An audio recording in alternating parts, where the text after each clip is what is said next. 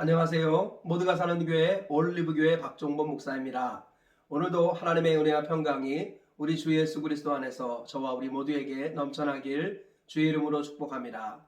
오늘은 사사기 5장 13절에서 23절 말씀에 근거해서 여호와의 전쟁에 구경꾼으로 남지 말라라는 제목으로 하나님 말씀을 전하도록 하겠습니다. 오늘 본문 말씀은 어제 이어서 드보라와 바락의 노래가 계속되고 있습니다. 엄밀한 의미로는 드보라의 노래라고 할 수 있겠습니다. 드보라가 오늘도 하나님을 찬양하며 노래하는데 그 와중에서 하나님께서 여호와의 전쟁에 참여하는 자와 참여하지 않는 자를 구별하신다는 이런 것들을 우리에게 메시지로 교훈하고 있습니다. 오늘 말씀은 세 가지 정도로 정리하여 조금 더 자세히 살펴보신 후에 교훈을 알아보도록 하겠습니다. 첫째로 하나님은 시스라와의 전쟁에 참여한 자와 참여하지 않은 자를 구별하고 계십니다. 오늘 본문 13절 이하에 이렇게 말씀합니다. 그때에 남은 귀인과 백성이 내려왔고 여호와께서 나를 위하여 용사를 치시려고 내려오셨도다. 네, 시스라와의 싸움에서 하나님께서 시스라 적군을 치시려고 친히 내려오셨다 이렇게 말씀하고 있습니다. 14절 에브라임에게서 나온 자들은 아말렉의 뿌리 박힌 자들이요 베냐민은 백성들 중에서 너를 따르는 자들이요 마길에게서는 명령하는 자들이 내려왔고 스불론에게서는 대장군의 지팡이를 잡은 자들이 내려왔도다. 이사갈의 방백들이 드보라와 함께하니 이사갈과 같이 바락도 그의 뒤를 따라 골짜기로 달려 내려가니. 네, 하나님께서 전쟁을 하러 내려오셨습니다. 그랬을 때 여러 지파들이 동참하는 것을 볼 수 있습니다. 네, 사사기 4장 10절을 보면 주로 싸웠던 지파는 스불론과 납달리 지파입니다. 거기서 그렇지만 스불론과 납달리만 참여한 것이 아니라 주변의 다른 지파들도 참여했다는 것을 볼 수 있습니다. 오늘 본문을 보니까 베냐민 지파 중에 일부도 참여했고 에브라임 지파의 일부도 참여했습니다. 이사갈 지파의 일부도 참여했다라고 말씀하고 있습니다. 반면에 16절 하반절부터 보면 여호와의 전쟁에 참여하지 않은 지파도 있었습니다. 르우벤 시냇가에서 큰 결심이 있었도다. 내가 양의 우리 가운데 앉아서 목자의 피리 부는 소리를 들으면 어찌 됨이냐. 르우벤 시냇가에서 큰 결심이 있었도다.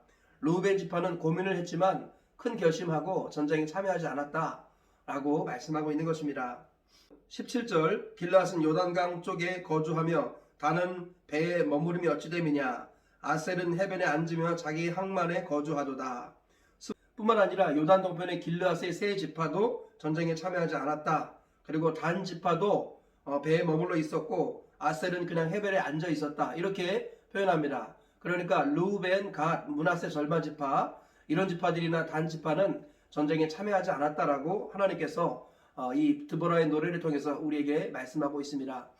둘째로 여호와 하나님께서 별들을 보내시고 강물을 일으키셔서 시스라 군대와 싸우셨다라고 말씀하고 있습니다. 본문 19절 이하에 이렇게 말씀하고 있습니다. 왕들이 와서 싸울 때 가나안 왕들이 무깃도 물과 다낙에서 싸웠으나 은을 탈취하지 못하였도다. 네, 시스라 연합군이 와서 전쟁을 일으켰지만 은을 탈취하지 못했다. 즉 전쟁에 이기지 못했다. 노획물을 얻지 못했다라고 말씀합니다. 20절 별들이 하늘에서부터 싸우되 그들이 다니는 길에서 시스라와 싸웠도다. 여기서 말하는 별들이라는 것은 하나님께서 보내신 초자연적인 현상들을 상징하는 표현들입니다. 그래서 하나님께서는 여호수아 전쟁 때 우박을 보내시기도 하고 태양과 달이 멈추기도 하고 또 바로 앞에서는 10가지 재앙을 일으키시기도 하고 홍해를 가르기도 하셨습니다. 이러한 초자연적인 현상들을 일컬어서 별들이 내려와 싸웠다 이렇게 표현하고 있습니다. 뿐만 아니라 21절 기손강은 그 무리를 표류시켰으나 이 기손강은 일강이라 내 영혼아 내가 힘있는 자를 밟았도다. 네, 기손강물이 평상시에는 이게 말라 있었는데 기적적인 방법으로 강이 범람했습니다. 그래서 그 강이 시스라 군대를 어렵게 했다. 그리고 내 영혼이 최선을 다하여 시스라 적군과 싸웠다. 이렇게 말씀하고 있습니다. 셋째로 여호와를 돕지 않고 전쟁에 참여하지 않은 메르스를 여호와의 사자가 저주했다라고 말씀하고 있습니다. 오늘 본문 마지막 23절을 보면 여호와의 사자의 말씀에 메르스를 저주하라. 너희가 거듭거듭 그 주민들을 저주할 것은 그들이 와서 여호와를 돕지 아니하며 여호와를 도와 용사를 치지 아니함이니라 하시도다. 네, 여호와의 전쟁에 참여하지 않은 메르스라는 지역의 사람들을 저주하라라고 여호와의 사자가 명령하고 있습니다. 거듭거듭 저주하라.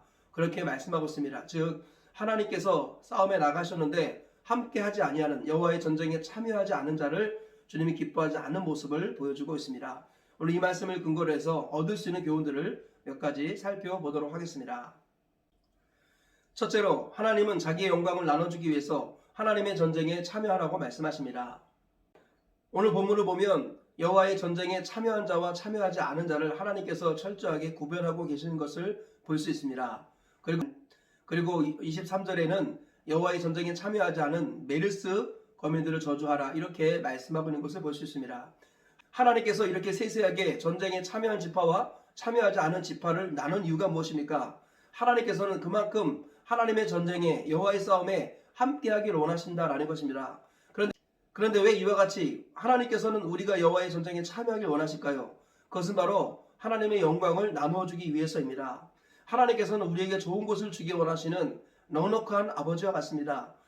그래서 우리가 잘되길 원하시고 복받길 원하십니다. 그렇지만 하나님은 심음과 거둠의 법칙을 우리에게 허락하셨습니다. 그래서 이 원칙에 의해서 하나님께서는 우리가 무엇인가를 심기를 원하십니다. 우리에게 복을 주시려고 심기를 원하게 하시는 겁니다. 우리에게 복을 주시려고 심으라고 말씀하시는 겁니다. 하나님의 영광을 나누어 주기 위해서 여호와의 전쟁에 참여하라고 말씀하고 계시는 것입니다. 그런데 하나님의 전쟁에 참여했을 때 하나님께서는 그 지파들에게 복을 내려주시지만 하나님의 전쟁에 참여하지 않을 때 하나님께서는 그들을 기뻐하지 않으십니다. 요단 동편의 세 지파가 여호와의 전쟁에 참여하지 않았지요. 결국 어떻게 됐습니까? 시간이 지나면서 요단 동편 지파들은 사라지고 말았습니다. 하나님께서는 하나님의 전쟁에 참여하기를 원하십니다. 왜냐하면 하나님께서는 자기의 영광을 우리에게 나눠주기 원하시기 때문입니다. 우리를 위해서 하나님의 전쟁에 참여하기를 원하시는 하나님의 마음을 잊지 말아야겠습니다. 그렇다면 이 시대 하나님의 전쟁은 무엇일까요? 그것은 바로 복음을 전파하는 것입니다. 사도 바울이 이렇게 고백했습니다. 내가 달려갈 길과 주 예수께 받은 사명, 곧 하나님의 은혜의 복음 증언하는 일을 마치려 하면은 나의 생명조차도 조금도 귀한 것으로 여기지 아니하노라. 사도 바울은 하나님의 은혜의 복음을 전하는 것, 이것이 사명이라고 말씀하고 있습니다. 이것은 사도 바울만의 사명이 아니라 모든 그리스도인의 사명입니다. 그래서 예수님께서는 부활 승천하시기 전에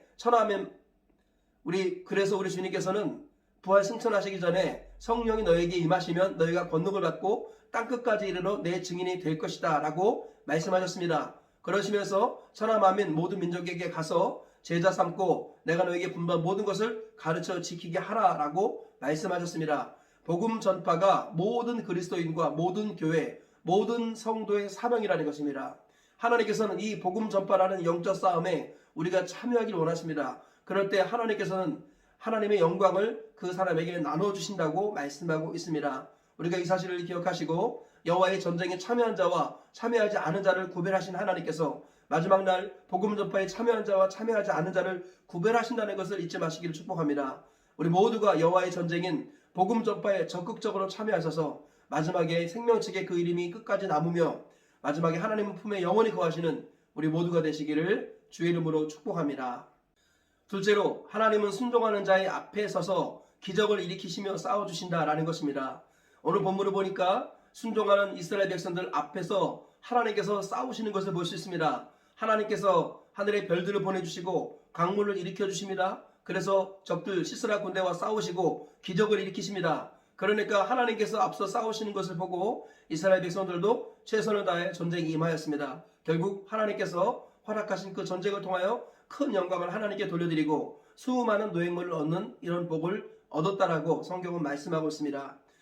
하나님은 우리가 복음 전파의 선봉에 서서 순종하며 싸우며 전진하며 나가기를 원하십니다. 그러면 하나님께서 그 앞에서 기적을 일으키신다고 말씀하십니다. 믿는 자에게는 이런 표적이 따르리니 그러므로 내 이름으로 귀신을 쫓아내며 새 방언을 말하며 뱀을 집어올리며 무슨 독을 마실지라도 해를 받지 아니하며 병든 자에게 손을 얹은즉 나으리라.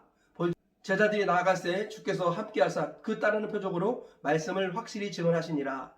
마가복음에서는 하나님의 말씀에 순종하여 앞다투어 나가는 그 제자들에게 주님께서는 기적과 능력으로 함께 하시겠다고 말씀하셨습니다. 따르는 기사와 표적으로 복음을 확실하게 전파하시겠다고 하셨습니다. 하나님께서는 순종하는 자의 앞에서 기적을 일으켜 주시는 좋으신 하나님이라는 것입니다.